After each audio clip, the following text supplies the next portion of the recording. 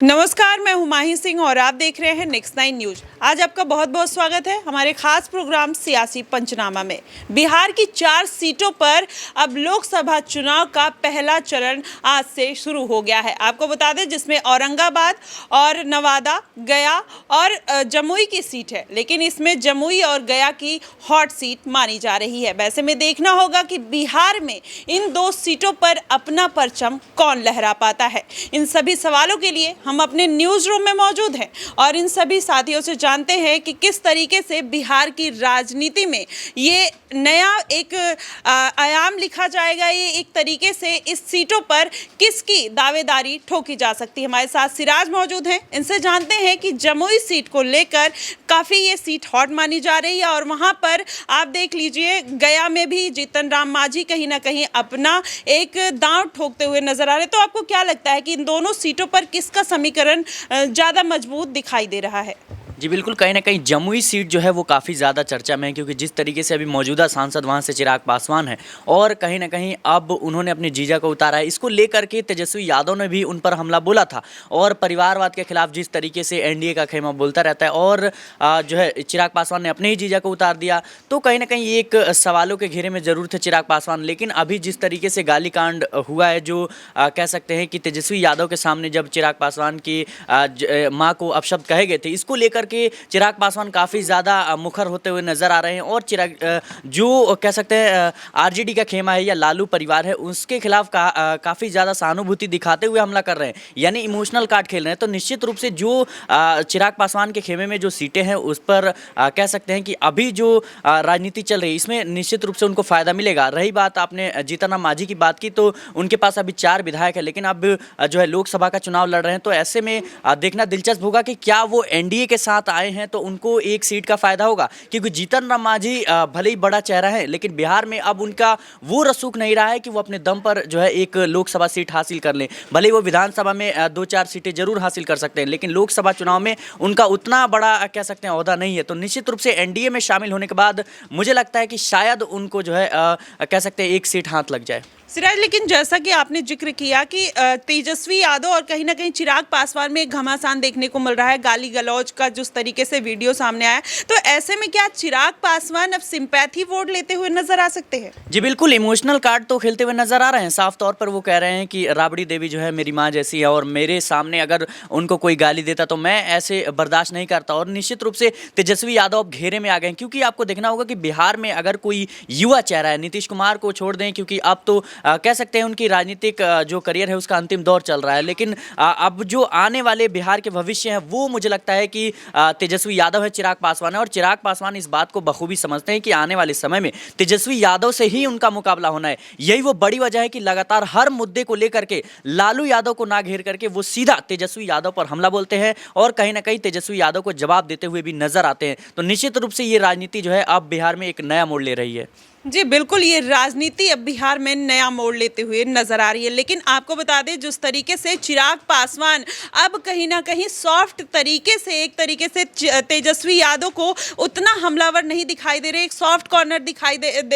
दे रहे हैं। वो कह रहे हैं कि अगर उनकी माँ होती तो मैं उनके लिए जरूर मुखर तरीके से जवाब देता। और फिर कहीं ना कहीं तेजस्वी यादव ने चुप रहकर अपने लिए कहीं ना कहीं एक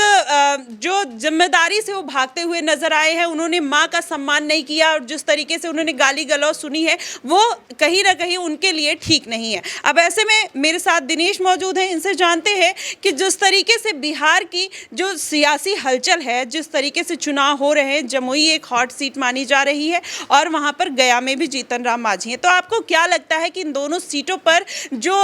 टक्कर है वो कौन जीतने वाला है, या फिर इसमें इस बार चुनाव के माहौल में कौन खरा उतरने वाला है? देखिए माही, जिस तरीके से आरजेडी की तरफ से प्रमुखता से ये चुनाव लड़ा जा रहा है, बिहार में सबसे बड़ा राजनीतिक दल है, 26 सीटों पर आरजेडी चुनाव लड़ रही है और इसके साथ साथ चिराग पासवान भारतीय जनता पार्टी का सहयोग लेकर के कहीं ना कहीं अपना झंडा बुलंद करना चाहते हैं, परचम लहराना चाहते हैं। ऐसे में जमुई छोड़कर रामविलास पासवान की परंपरागत सीट हाजीपुर से चिराग पासवान ने चुनाव लड़ने का फैसला किया है। जमुई सीट से उनके जीजा अरुण भारती उम्मीदवार हैं, जबकि अर्चना रविदास आरजेडी की तरफ से उम्मीदवार है। ऐसे में तेजस्वी यादव ने ताबड़तोड़ यहाँ पर रैलियां की है, प्रचार की है। और इसी दौरान ये खबर सामने आई कि जिस वक्त तेजस्वी यादव मंच से अपना भाषण दे रहे थे, उस दौरान एक जो है समूह वहाँ पर चिराग पासवान की माताजी को लेकर कुछ अपशब्द बोलता है और इसकी कड़े शब्दों में निंदा करते हुए भी नजर आते हैं यहाँ पर तेजस्वी यादव। उनकी तरफ से साफ कहना है कि हमारा चुनावी यहाँ पर मुद्दा है, चुनावी राजनीतिक मुद्दा है और ऐसे में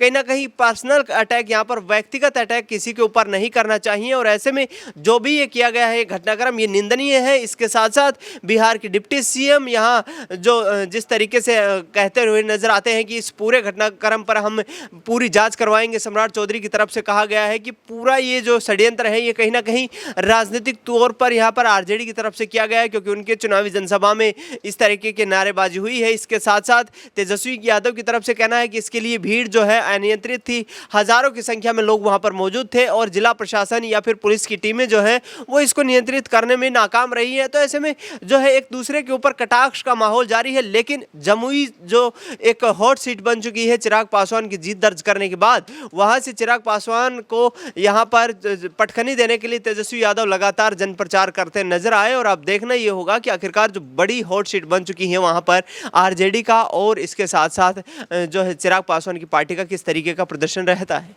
जी बिल्कुल, जिस तरीके से जमुई एक हॉट सीट है, लेकिन अब इस पर चिराग पासवान हाजीपुर पे आने वाले लोकसभा चुनाव में क्या कुछ कमाल करके दिखा पाते हैं, क्योंकि उनका जो पेच उनके चाचा पशुपति पारस के साथ फंसा हुआ था। अब ऐसे में देखना होगा कि हाजीपुर का जब चुनाव आता है तो चिराग पासवान क्या कुछ करते हैं। हमारे साथ अबरार मौजूद है, इनसे जानते हैं कि चिराग पासवान जमुई सीट पर अपने जीजा जी को उतार चुके हैं, लेकिन अगर हाजीपुर में चुनाव होता है तो वहां पर वो क्या कुछ अलग करते हुए नजर आते हैं, जिस तरीके से उन्होंने चाचा को अलग किया।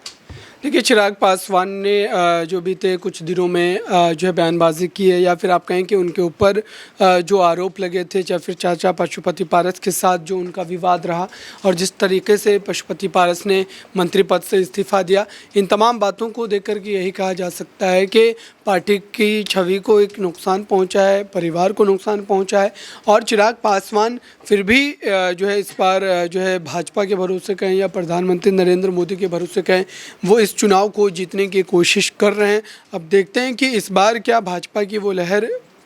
बिहार में देखने को मिलती है कि नहीं, क्योंकि पिछली बार तो भाजपा की लहर में जो है एलजेपी को फ़ायदा ज़रूर हुआ था, लेकिन इस बार चूँकि पार्टी के दो फाड़ हो चुके हैं, पशुपति पारस अलग हैं, फिर चिराग पासवान अलग हैं, तो जाहिर सी बात है कि कहीं ना कहीं वोटर्स जो कंफ्यूज ज़रूर होंगे। चूँकि तमाम जो है पार्टी के अगर पूरे समीकरण की बात करें या फिर उस समाज की बात करें जिस समाज को लेकर रामविलास पासवान ने अपनी राजनीति शुरू की थी, वो भी अब कहीं ना कहीं कन्फ्यूज़न की स्थिति में, और हो सकता है कि वो अलग अलग पार्टियों को भी वोट देते नजर आए, जिस पर वो पूरी की पूरी पार्टी निर्भर नजर आती है। तो मुझे लगता है कि हाजीपुर सीट का समीकरण जो है फ़िलहाल इस समय अगर देखा जाए तो बदल रहा है, बिगड़ रहा है, और हो सकता है कि यहाँ पर जो है आरजेडी की तरफ से या फिर आप कहें कि महागठबंधन जो है पूरी तरीके से बाजी मारती नजर। जी, लेकिन एक सवाल और रहेगा, जिस तरीके से तेजस्वी और चिराग का कंट्रोवर्सी चल रहा है, इसमें क्या लग रहा है कि चिराग पासवान इसको कितना यूज़ कर पाएंगे इस चुनाव में? देखिए, चिराग पासवान भले ही पूरी तरीके से इस पूरे मामले पर जो है उस तरीके से अपने पक्ष को नहीं रख रहे हैं, लेकिन इतना तय है कि चिराग पासवान की राजनीति हमेशा न्यूट्रल तरीके की राजनीति रही है। और यही वजह है कि उन्होंने कल जो बयान दिया परसों जो है तेजस्वी यादव और मिसा भारती को लेकर, उनकी माँ को लेकर के, तो ये सारी चीज़ें बतलाती है कि वो हमेशा एक न्यूट्रल तरीके की राजनीति करते हैं। और इस बार वो एनडीए के साथ इसलिए भी हैं चूँकि वो उनकी राजनीतिक मजबूरी या फिर आप कहें कि आरजेडी उनको उतनी सीटें नहीं देती। जी बिल्कुल, अब जिस तरीके से चिराग पासवान और तेजस्वी यादव में एक घमासान देखने को मिल रहा है, लेकिन तेजस्वी यादव लगातार अब इस बात को लेकर कहीं ना कहीं फंसते हुए भी नजर आ रहे हैं। अब देखना होगा कि चिराग पासवान इसको किस तरीके से यूज़ करते हैं। आने वाले इस चुनाव में उनको इससे कितना फ़ायदा होगा, कितना नुकसान होगा, ये आने वाले दिनों में पता चलेगा। लेकिन अभी तो जमुई और गया जिस तरीके से एक हॉट सीट बनी हुई है, लेकिन आने वाले लोकसभा चुनाव में देखना होगा कि हाजीपुर में चिराग पासवान क्या कुछ कमाल कर पाते हैं, क्योंकि जिस तरीके से उन्होंने चाचा पशुपति को एक साइड साइडलाइन कर दिया था। अब ऐसे में देखना होगा कि चिराग पासवान आने वाले दिनों में हाजीपुर को कितना अपने लिए जीत कायम कर पाते हैं या फिर नहीं, आने वाले दिनों में पता ही चल जाएगा। फिलहाल आपकी इस पे क्या प्रतिक्रिया बनेगी, आप हमें कमेंट बॉक्स में ज़रूर बताइएगा। फिलहाल के लिए बस इतना ही। देश और दुनिया की तमाम खबरों के लिए हमारे साथ बने रहिए नेक्स्ट 9 न्यूज़ पर।